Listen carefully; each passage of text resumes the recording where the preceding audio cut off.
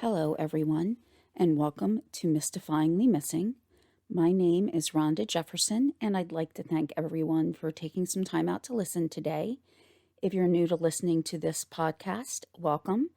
If you've listened to it previously, welcome back, and I'm glad you're tuning in again. Now, recently I did announce that I wanted to expand on different topics that I would be covering in this podcast. So, right now it's known as Mystifyingly Missing, and I had discussed that I would probably be changing the name. And so, I will continue to cover missing persons cases, especially those that are not as well known. But as there are so many stories that need to be told, while I'd love to be able to dedicate a channel specifically to each topic, that could very quickly become unmanageable. So, going forward, I will be covering not only the missing persons cases, but also strange or unknown facts about history, events that may have been overshadowed by other perceived bigger events, and history that I would think true crime buffs would find interesting. Now, it's very hard to find a name when you're trying to cover all of these topics. So, while it may be a little long, I've settled on Mystifyingly Missing, True Crime, and Interesting Events. Actually, while I'm saying that, I might say Interesting Events and People, but I'm definitely keeping Mystifyingly Missing at the beginning of the title. And really, if I wanted to describe everything, then the title would have just been way too long. I don't think there would have been enough characters allowable to write it all out. So before I go into the stories that I have for today, because I will be covering two different ones, I just want to let everybody know that I did gather information from publicly available sources. All of the sources will be listed in the description of the episode. Now, I do also record the podcast and then later add a video to YouTube, and whenever possible, I'll add visuals to that YouTube episode. That way you can get an idea of something I may have discussed, especially if it's important to see it visually. Otherwise, I will leave links to the pictures in the description as well. And all of this information, it's for just informative and educational purposes. And all of the links are publicly available. So I very rarely used a pay site. I've only used one just because there was an interesting item I wanted to see. So, 99% of the time, all of the sources are going to be, accessible to everyone. So today we are going to be discussing aviation and two pioneers. And when we do think of great American aviatrixes, there's probably one woman that comes to mind, and that's Amelia Earhart. And while she helped blaze a path that may have otherwise taken many, many more years or even decades to accomplish, there were also other influential female pilots that came both before and after her. Now, one of these women has been overshadowed by an immensely tragic event that coincidentally took place at the same time as her greatest accomplishment. Another woman gave her life serving her country with relatively little fanfare. She also went missing, and while her story may be known to historians or those who enjoy learning about aviation, it's not really widely known to others, especially not as known as Amelia Earhart's disappearance. So with all that being said, let's begin today's story with the life and disappearance of Gertrude, also known as Tommy, Tompkins Silver. Now, when I started to research this, I saw the terms in articles and reports, especially from the time period on this, and also with the other story I'll be discussing, but there is the term aviator and aviatrix, and that designates one as a male and one's a female. And 5 years ago, it probably wouldn't have even came to mind that there's a different description for each. But it does actually emphasize that the roles and the abilities of men and women were looked at differently during those times. Now, I am not trying in any way to, I'm trying to think of a tactful way to say this, to in any way say that all men acted in the way that some of the people or the actions that I'll be discussing today. It probably was just a very small percentage. And looking at the time period where this is going to take place and where the other earlier story will take place, it is important for context. I have two sons, and I don't like lumping everyone together. So while the discussion today will include some men who did not behave very well at all, I in no way want to say that every man of that time period felt that way. And I know that there's been great advances between then and now at the way that the abilities of women are perceived. So Tommy was born on October 16th of 1911. She was born in Jersey City, New Jersey, but her family moved to Summit, New Jersey before she graduated high school. She went to the Ambler School of Horticulture and eventually did decide to go live in New York City. Her interest in flying began relatively early, and at this time we were at World War II, and her boyfriend was actually a member of the Royal Air Force, and he died on duty. So she had previously gone flying with him, so she decided that she wanted to be what was called a WASP. Now, a WASP is the Women Air Force Service Pilots. That's the acronym that it's most commonly called, but it has also been referred to as the Women's Army Service Pilots and Women's Auxiliary Service Pilots. And flying meant so much more to her than just the exhilaration or the memory of a lost love. It provided her with the confidence that she needed. When she was younger, Tommy had a very bad stutter. She had also been extremely shy, but when she met her boyfriend from the RAF, the impact that he had on her life cannot be overstated. The shyness that she had as a young girl began to disappear, and when she was flying, no one would have ever thought that this was the same young girl who preferred to stay at home on the farm and raise her goats. I did see one report on this where those who communicated with her on the radio at times said they never would have known that at a time she had a stutter. So that the flying just really helped her confidence. Now, members of the WASPs did not fly in active missions, but they served a very, very important need in the Air Force, and that was transporting planes from one location to another. It may have been a relocation because the plane was needed somewhere else, or because it was a new plane that needed to be flown to its base. So she was trained on a few different airplanes, including the P-51 Mustang, the P-38 Lightning, and the P-47 Thunderbolt. So for a minute, we really have to take a step back in the time and remember the period that we're in.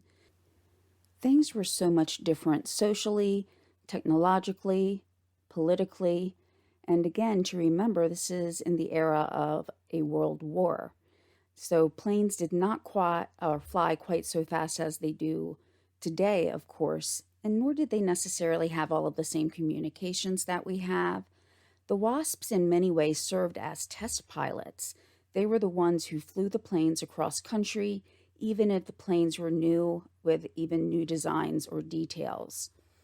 And while women were entrusted to transport these very important resources for the Air Force, they definitely were not provided the same freedoms that their male counterparts were. We often hear of men going away to fight in the war, and they married their sweethearts just before they left. Now, on the opposite side of the coin, WASP pilots were not really supposed to get married. It was, quote, strongly discouraged. But as we mentioned previously, Tommy was pretty darn confident right now compared to that shy girl that she had been. But she probably still did not want to do anything to rock the boat, even as an adult. But she was putting her life on the line every time she got behind the controls of a plane. So, when she met someone and fell in love, she married in secret. On any military records at that time, her name would have been listed as Gertrude Tompkins, but legally her last name was Silver. So she had to marry in secret to try to ensure that she kept her position as, an integral part of this war effort. So comparing that to a male pilot who was serving in an active combat arena, they really didn't have those same discouragements, even though they were at a higher risk of not coming home. And so that's just one of those things that we have to look at in that time period that didn't really make a lot of sense. Now, just a few quick points about the WASPs themselves. And I just want to give this background to show the differences in how they were treated in some ways comparatively.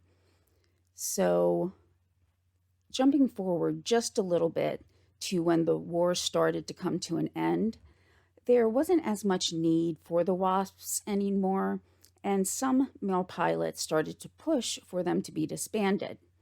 Congress was quick to do so. The media joined in on the fray, detracting from and really belittling the role that the WASPs played in the war effort. One headline said of them, quote, "not created by Congress."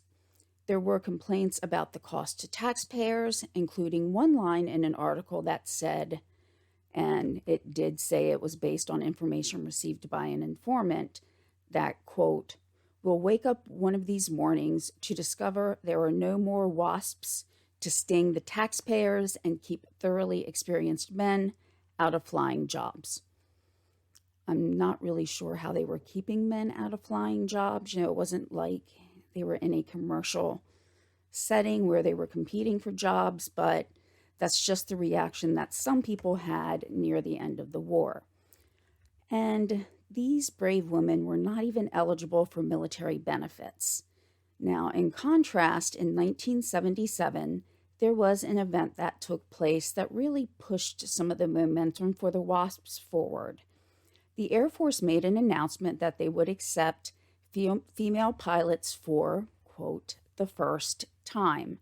Now, that wording was not well received by the WASPs that were still alive at that point. And I can definitely understand why, because they were pilots, but again, they weren't given the military recognition.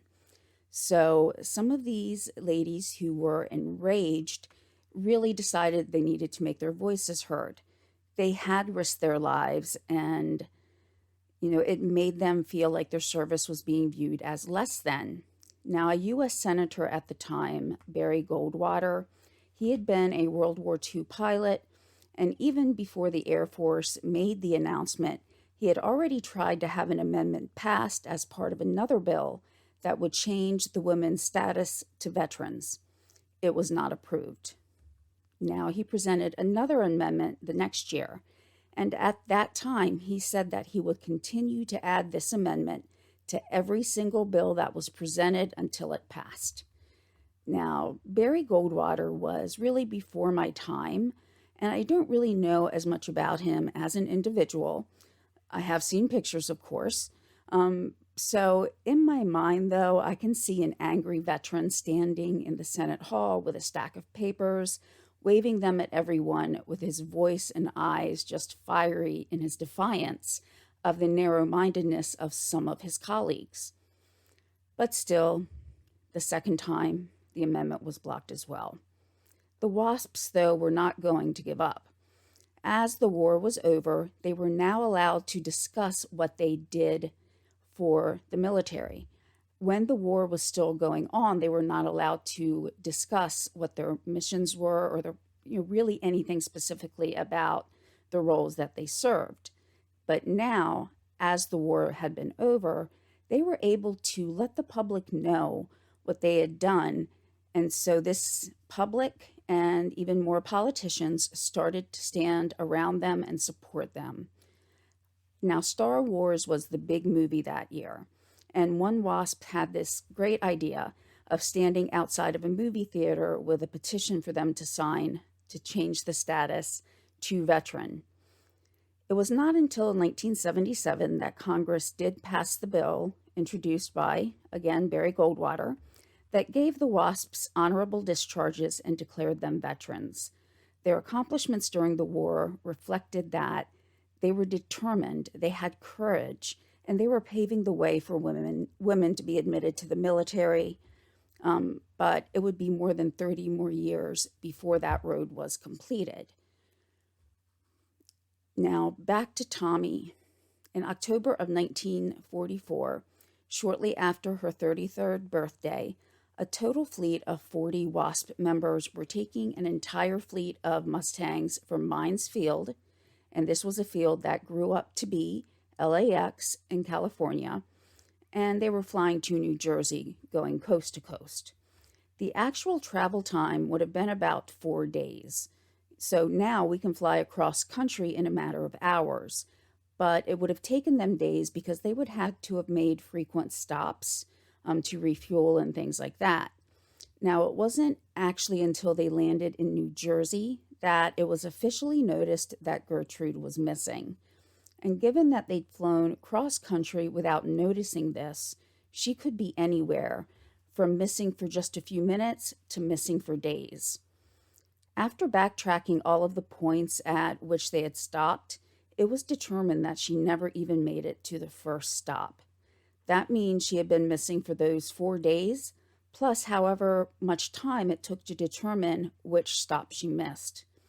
Today there would have been pretty frequent radio contact, radar, as well as noticing that one of the planes was missing at the very first stopover. So the beginning of her flight did not begin very auspiciously. Out of these 40 planes that were going to be making the journey, a total of 3 had cockpit hatch issues. Now, while this was theoretically resolved before she took off, it has to be considered as a possible link or even the main reason to her disappearance. There would have also been the possibility of a different type of mechanical malfunction, as the other 2 flyers with the same issue did make it to the destination in New Jersey. And if all 3 had this cockpit hatch issue, it was probably the same issue, and we would have to wonder why while fixing the 3, that 2 were fixed correctly and 1 was not. So that's why we really need to look at other possibilities. The Mustang was described as being somewhat unforgiving.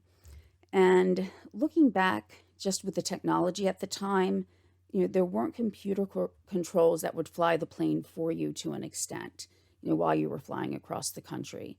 There wasn't the same constant communication from a radio back to the base. So there would have been really very little that she could do as far as asking for help if the plane started to misbehave.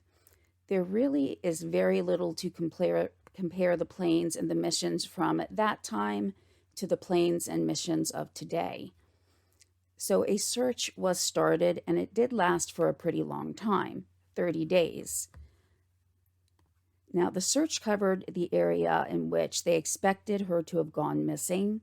That was between the Santa Monica Bay and the San Bernardino mountain range. There was also a report from a young man named Frank Jacobs, who was only 12 years old. And to quote from one of the sources, when he was 12 years old, Frank Jacobs saw the plane heading into some clouds, sputter, and spiral into the sea below. It haunted him for nearly 7 decades, end quote. Now, one of the theories of her disappearance was that the plane itself was sabotaged. Now, the reasoning behind this is that some of the male pilots were not really supportive of the female pilots. When researching this disappearance and finding an article that listed sabotage as a possible reason for her disappearance, I initially thought that there was no way that any male pilot would have done anything to sabotage the plane of a female pilot just because she was female.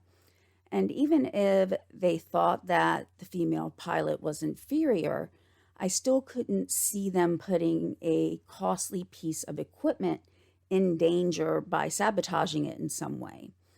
But it's extremely sad to say that, when I was looking through everything and researching it, men actually had sabotage planes in the past. Some of the things they did, some of the things that they did, I really find just unimaginable. I read where they would put acid in the parachute packs of the female pilots, which pretty much just degraded the whole parachute, rendering it really worthless. There were things like sugar put into the fuel tank, which we see sometimes done as revenge or a prank done to a car, but this was done to a plane that, when the engine stopped, would have been in the air.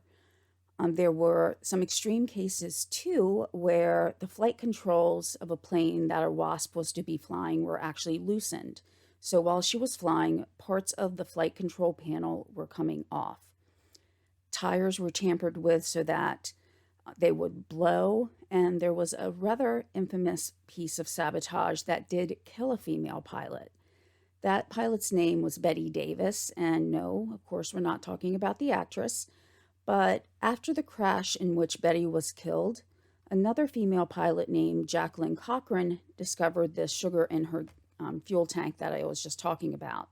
So, imagine trying to fly and you're, pulling a lever or pushing a button on your control panel and things just start to fall off of it.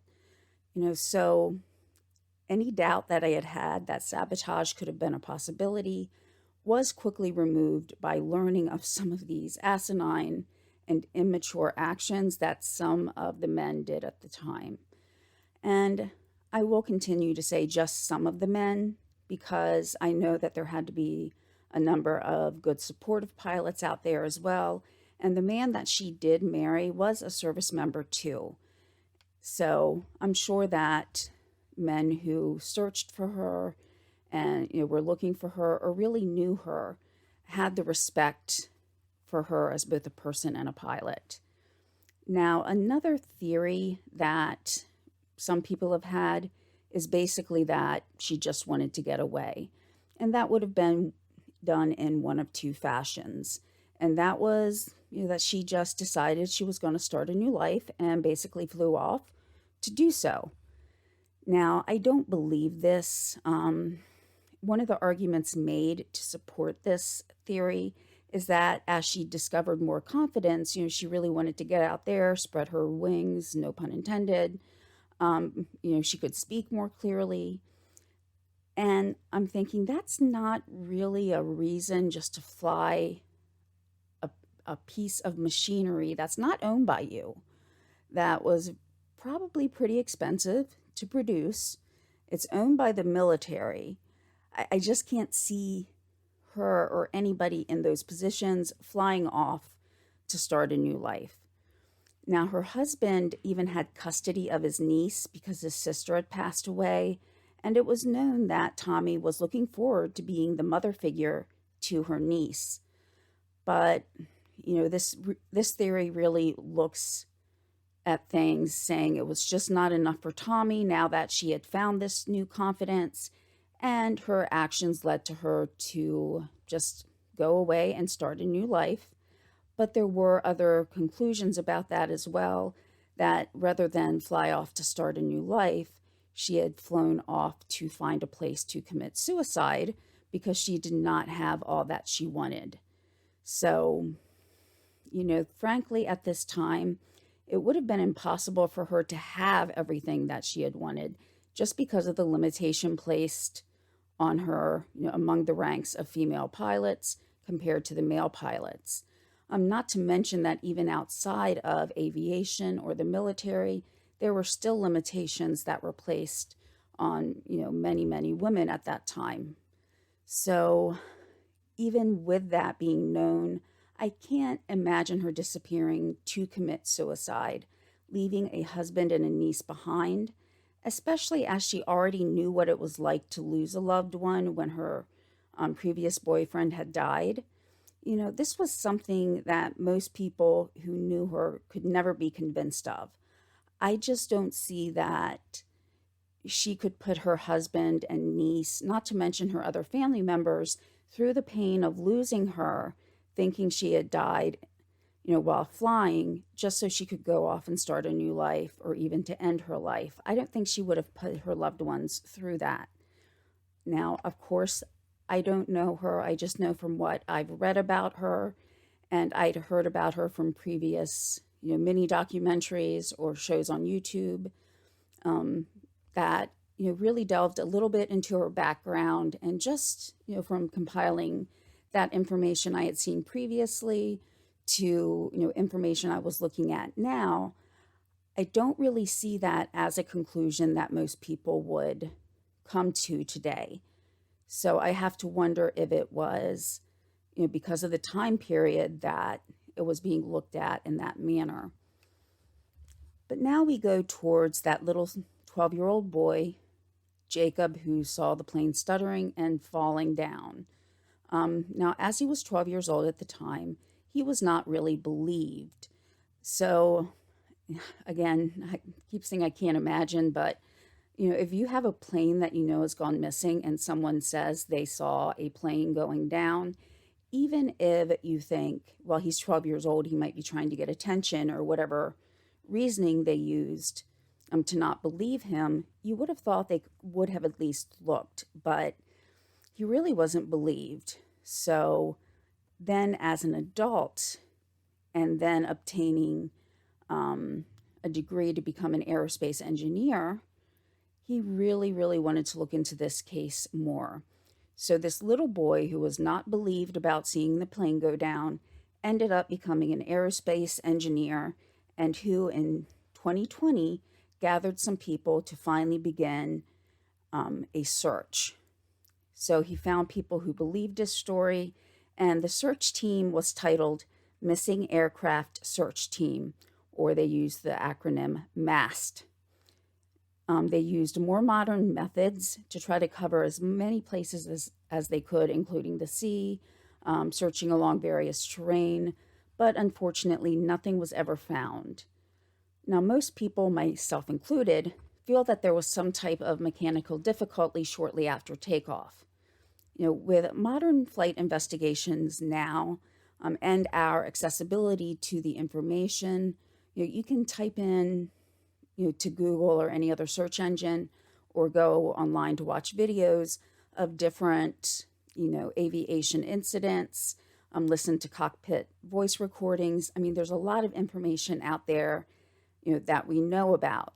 And just speaking for myself, viewing some of these documentaries, we find that things can happen very, very quickly, especially when there's a heavy workload. So when something goes wrong, we have this shot of adrenaline, and there's an urgency at that time. And she has to try to determine what's wrong with the plane, what can she do to try to right that wrong, and how much time really does she have to make that correction or to try to find a way to fix, whatever's not working properly. Nowadays, just in commercial airlines, there are checklists that the pilots go through whenever something goes wrong. They can also call back and speak with actually an engineer or someone to help them in the air. I've seen a few cases like that. But Tommy would not have had, that luxury. Now, I didn't find anything that said specifically what type of radio range she had or whether she had any at all. There were just mentions that she could not, really radio back to the base. Now, as the description of the search area did mention a mountain range, I am kind of thinking that even if she did have a range with her radio, it could have always possibly become lost in the mountains. Those are things that still happen today. So looking back then, it's, more than just a possibility. I think it would be very likely at some point in time, anybody who had some type of radio communication, would have come across a time when they didn't have access to their radio. This is why I think of the WASPs as test pilots too, in that they were at the controls of a plane that they'd probably never flown before, that may have been just fresh off the assembly line with little or no test flights, yet she and all the other female pilots were tasked with flying across country with planes that were most likely not tested. So there were just a lot of things against her if something happened very quickly and suddenly that she may not have had the tools or resources to diagnose and fix within the limited amount of time that she had. Because also she would have been flying much lower than the pilots that we have today. So she would have had a very, very short time to try to make all of those determinations and save the plane. Now, I know I keep referring to Amelia Earhart, but that is a reference that most people would get. Her name is pretty much a household name. Even if someone doesn't know all of the specifics, most people have a pretty good idea. Personally, I find Tommy's disappearance more mysterious than I find Amelia Earhart's. Amelia Earhart was flying over water. There was no way to refuel if she started to either have a fuel leak or if she had become lost or, going in the wrong direction. She could have used up all of her fuel before she even, got to an island where she could refill. There weren't any GPSs, of course, at that time, and navigation was very, very, very tricky. So it's not like Fred Noonan, who was, in the plane with Amelia Earhart and was the navigator, could just, put in the coordinates and have the plane fly there. There was manual, deducing of where they were supposed to be going, and it would have just taken being 1 degree off in order to miss an island. So I just don't see that as mysterious when she most likely went down in water and there's, 3/4 of the earth covered by water and you can't really see into all of it. Comparing that to Tommy, she had a kind of a narrow time period once they were able to backtrack to that first stop that she missed. So not only was there narrowing of a time limit, there was, by looking at that time, able to determine the most likely place that she went down. And still, with all of that information, she was not able to be found after 30 days of searching. But there are actually planes that go missing in some of that area in the mountains that are never found too. So just me personally, I find Tommy's disappearance a little bit more mysterious just because we have more information about where she most likely would have been. Now, I've seen 2 different numbers regarding the number of WASPs that were killed during the war. This was World War II. I've seen both 38 and 40. So, for all of the derision that they took regarding being female pilots, 38 or 40 women gave their lives, as well as Tommy. While she may not be listed among those that died, she is the only one to have gone missing. So thinking about the men's reactions to her and all of the other WASPs at the time, we know that they were not as respected as the male pilots. We can see why the WASPs began a fight that would last decades. They wanted to be recognized as active duty service members, and though they were not put into the direct line of fire by flying combat missions, they still risked their lives daily to transport the planes that were so critical to the war effort. Without these women willing to do this, men would have been pulled from the front line of fighting and trained to fly the planes, and that would lessen the support that was available to the troops who were, actively engaging in I'm very sorry, actively engaging in missions. The WASPs were given Congressional Gold Medals later on. Now, Tommy's grandniece accepted her medal on her behalf. And these women still continued to fight up until the time they were permitted to be buried in Arlington National Cemetery.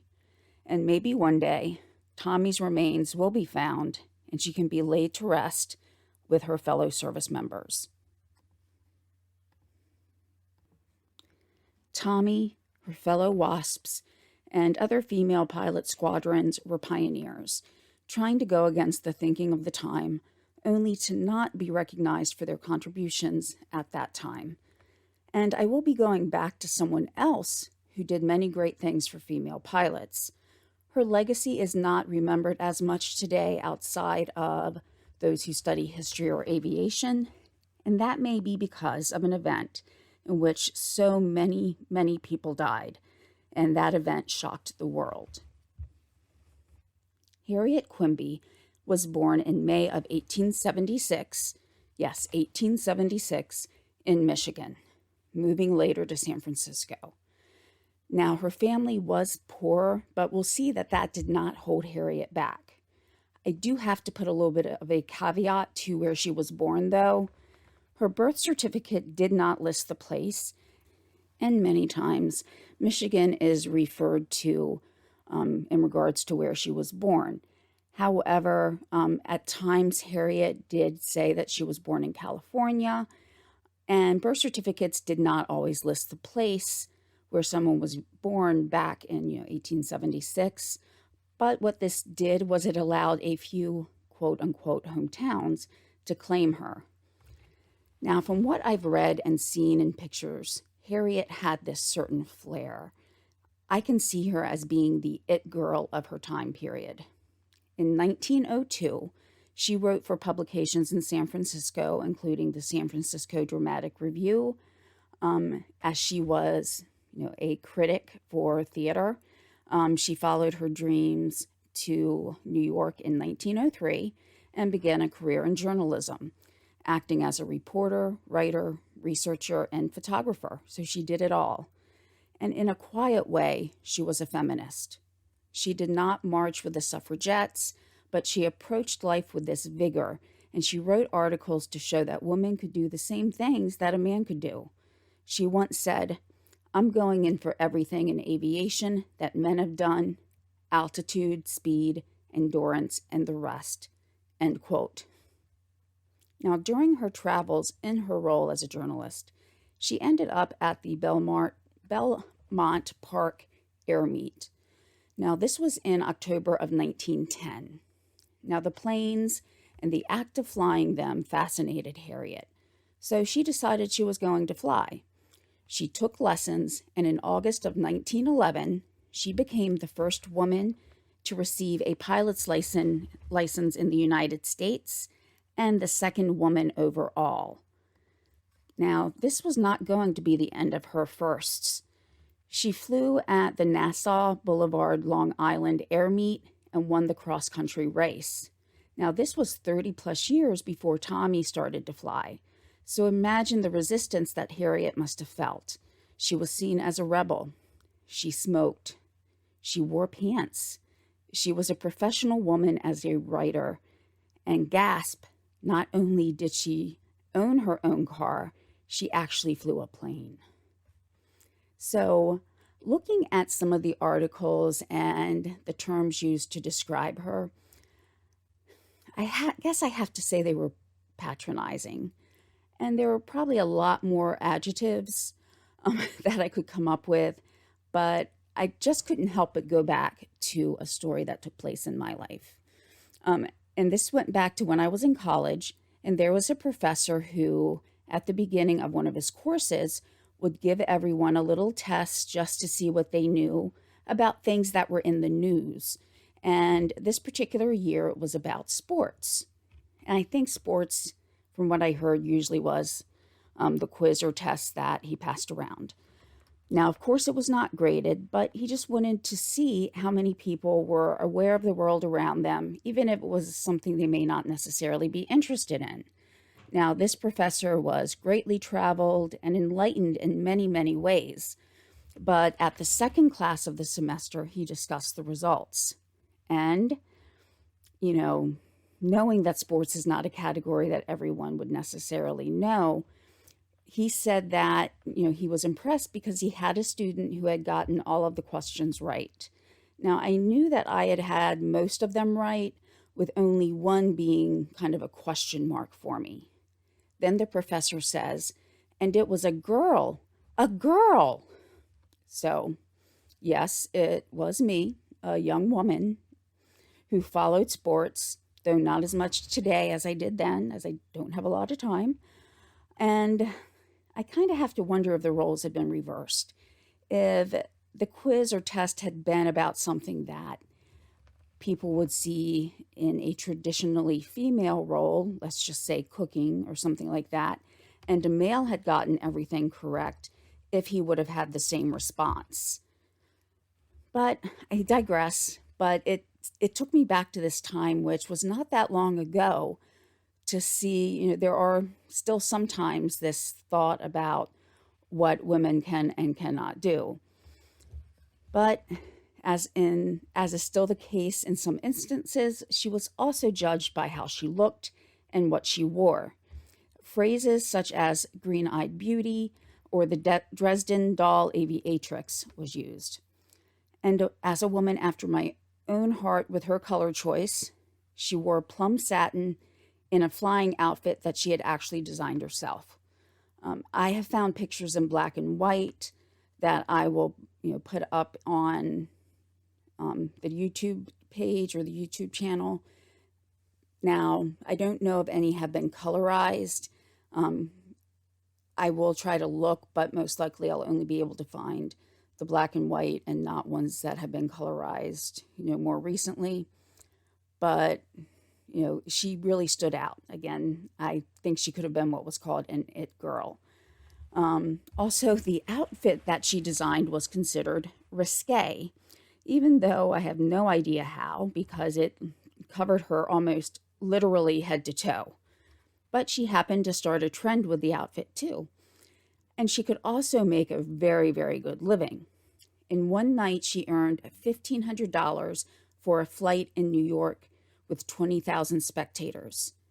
Now, pay could average around $1,000 at an event, and prizes could go up even to $10,000. Now, just an FYI, $1,000 back then is about $26,000 today. She even flew for the inauguration of the Mexican president in 1911. And we also have to remember what her original profession was: writing. She worked with Hollywood and wrote 7 short films and even made a brief cameo in one of them. She became the face of a drink that was named Vin Fizz, Vin being a play on the word for grapes. Of course, then after her outfit, it matched her outfit, so they wanted her to be the face of the drink after their original spokesperson had passed away. Now, the company who was part of the Vin Fizz is still around today, and it's called Armour Meatpacking Company. I know that there are still tons of things made by Armour where I live, so it is actually a company that's still active and open. Now, she was a voice for women who were interested in flying, and she still wrote articles while she was flying, retelling of her adventures. Then one day she had this idea. It just came to her. She wanted to cross the English Channel. She wanted to be fast, too, so that she could beat any other woman who would try this. She was afraid that someone would really beat her to that opportunity. So she sailed to France and met with, and I did look up how to say his last name. It does not sound anything like it's spelled, so I am going to try my very best. She met with Louis Blériot, and he's spelled Bleriot. I tried the best that I could, but yeah, it doesn't really sound exactly as it's spelled here. But I know in French the sounds would be a little different. but she wanted to use a new plane that he had developed that was 70 horsepowers or 70 horsepower, but she would eventually take one home that was 70 horsepower that he produced for her, but he did not have one available at the time, so she had to settle on borrowing a 50 horsepower one. Now, I do have to say that I think that Louis must have had confidence in her. I mean, he lent her a plane, and this plane, she sent it over to England because she wanted to be cautious. She felt that flying towards the White Cliffs of Dover would be a little too dangerous. And Louis, because whenever I can, I'm going to just say Louis, also let her use a hangar that he had in Hardelot, France. She wanted to take some time to test fly this plane, but the weather would not allow it.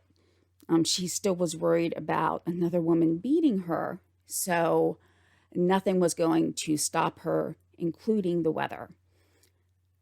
So I really feel like he was very supportive for her. And, you know, with him being the first to cross the English Channel, it probably gave her a boost as well, knowing that, you know, he was, you know, lending her his plane.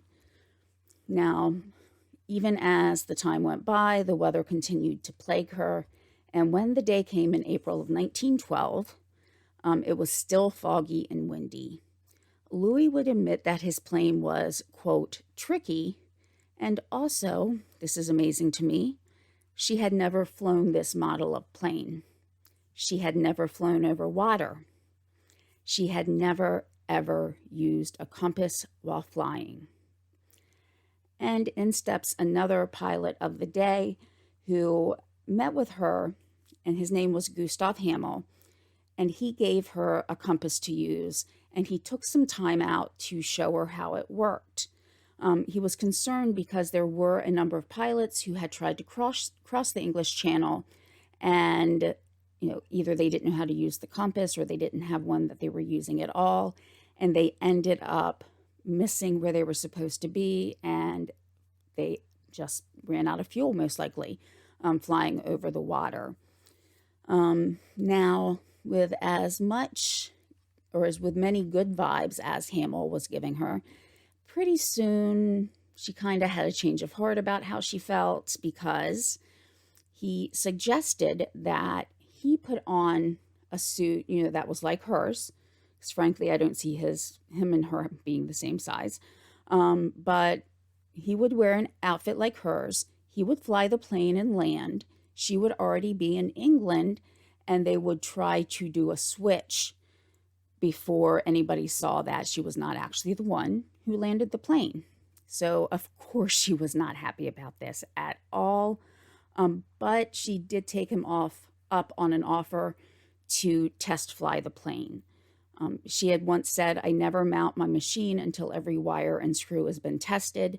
So this way it was tested with someone who had flown that type of plane before. She also sensed some feelings from the crowd. She said, "I was annoyed from the start by the attitude of doubt on the part of the spectators that I would never really make the flight." She later wrote, "They knew I had never used the machine before and probably thought I would find some excuse at the last moment to back out of the flight. This attitude made me more determined than ever to succeed." Now, even without her saying that line, that I would find some excuse at the last moment to back out of this flight, I kind of had this thought about if she knew what had happened, that whether she would have canceled her flight or not. So we're going to continue with her story. At 5:30 a.m. on April 16th, 1912, Harriet took off from England. The England skies had cleared, but the French skies were wrapped up in fog. To give you a feeling of what she was feeling, she stated that when she went up to 6,000 feet, so she was like in the clouds and the fog, that she could feel the droplets hitting her face like needles. So that means she had an open cockpit. And I just cannot imagine. So, a little less than an hour of flying above the clouds, she descended, but at that point the engine flooded with gasoline or fuel. This was actually a known design issue, and other people had died flying the plane with this defect. We know that that would not be allowed today, that the plane type would have been grounded and not flown again until this defect was fixed. But even when it flooded, she persevered, trying to silence those thoughts in her head that said she would have to ditch the plane in the English Channel. But she was able to recover the plane. The engine recovered, and she broke through the clouds, and she could see that there was a beach beyond her and also some fields that were freshly tilled. So she said she didn't want to ruin the field, so she landed on the beach. She had been in the air for 1 hour and 9 minutes.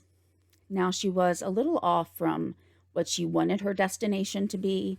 She landed alone, and for a few minutes, she had some silence and time to take in this momentous feat. But then people from the village came running. There were fishermen who had gone and got their wives and children.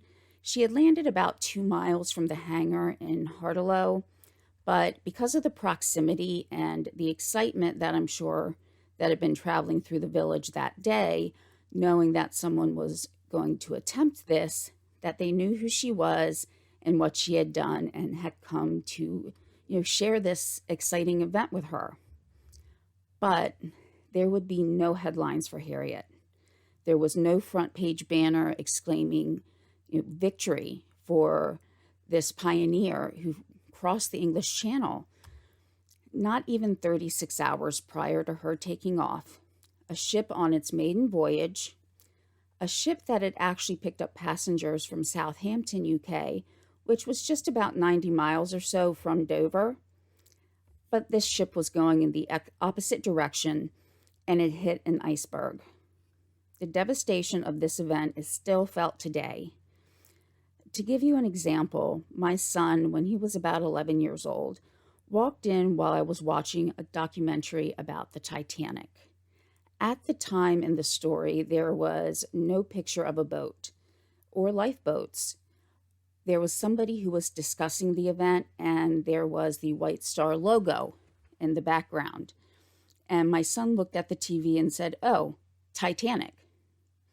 So even without knowing the context of what he saw, he recognized the White Star logo. Now, people born 100 years after the sinking of the Titanic may have seen the epic, though not completely factual, movie from James Cameron. But Harriet, also an Hollywood insider, being a writer for Hollywood, if you will, she's somewhat forgotten. The sinking of the Titanic overshadowed any accomplishments that anybody would have really made or done during the immediate aftermath of the sinking of the Titanic. And this is where I was talking about, that I thought about her quote about how people were thinking she was going to come up with some excuse not to take the flight. And just for a minute, I imagined what it would have been like if by some rift in time or some way she had actually heard, everything about the Titanic before she took off. And, back then they didn't have as quick as communications as we have today. Also, some of the original headlines for the Titanic actually said that everybody had survived. So Harriet wouldn't have known at least all of the facts about the Titanic going down.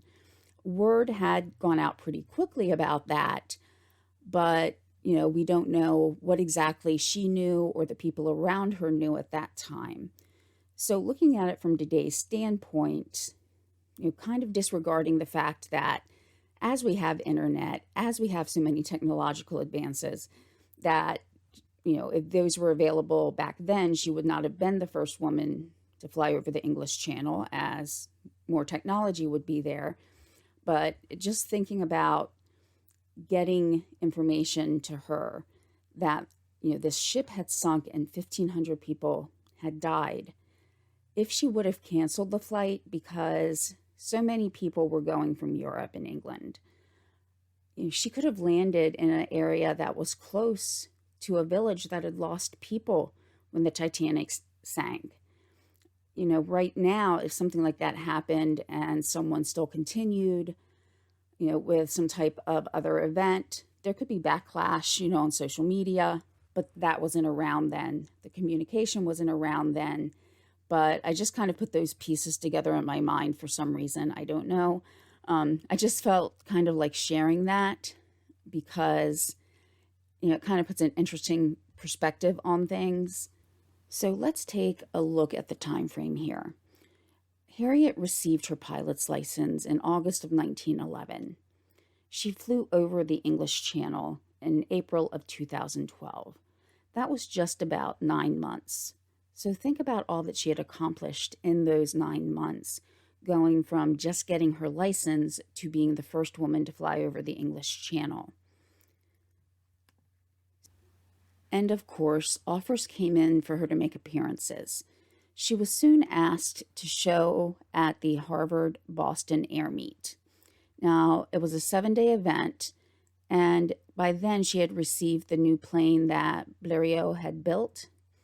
Now, at the end of the meet, she would have received $100,000 for her appearance. That's $100,000, which would be worth over $2.8 million today. So she would have had the money to live her dreams. Now, on the final day of the event, she had a passenger, William A.P. Willard. He had organized the event, and they were supposed to fly out over Dorchester Bay. While flying at 1,000 feet, the plane, quote, pitched forward, and Willard was thrown out of the plane. Quimby was still flying, and she was trying to regain control of the plane. But this just amazes me because it indicates that it, again, was an open cockpit. Also, there were balance issues with this type of plane, and looking at the fact then that Willard had been thrown from the plane, that would have thrown the balance of the plane off, at least until she became more accustomed to how it felt with him being out of the plane. The problem is she didn't have that time. As she had almost gained control of the plane back, it pitched forward once again, and she was also thrown out. Both people in the plane had been thrown from the cockpit from around 1,000 feet. It was never determined why the plane had this hiccup in its flight. However, I'm just going to say it was 1911. Not only were plane builders learning as they went, making adjustments in a trial-by-fire attitude, but also the attitude of safety wasn't quite the way it is today. The plane itself, though, actually landed and stuck in the mud, so miraculously, nobody on the ground was hurt. Harriet Quimby died at the age of 37 on July 1st, 1912. She had been flying less than a year. So today we learned a little more about some other pioneers in aviation. In about 9 months, Harriet Quimby accomplished more than some of the men could, and a couple of months later she died still doing what she loved. And while her legacy is indelible, her name is not really a household name.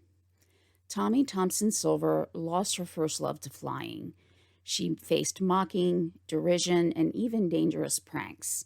Now, like Harriet, her name is not known as well as Amelia Earhart's, and I'm not disparaging what Earhart did for female aviators, but I think Tommy, Harriet, and all of the other early female aviators should be recognized for overcoming the biases of the time that disparaged many of their accomplishments.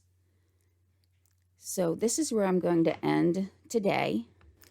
And I apologize. This is the second time I'm trying to record this, and my husband just got home, and he can be a little loud, so I'm sorry if there's some background noise going on.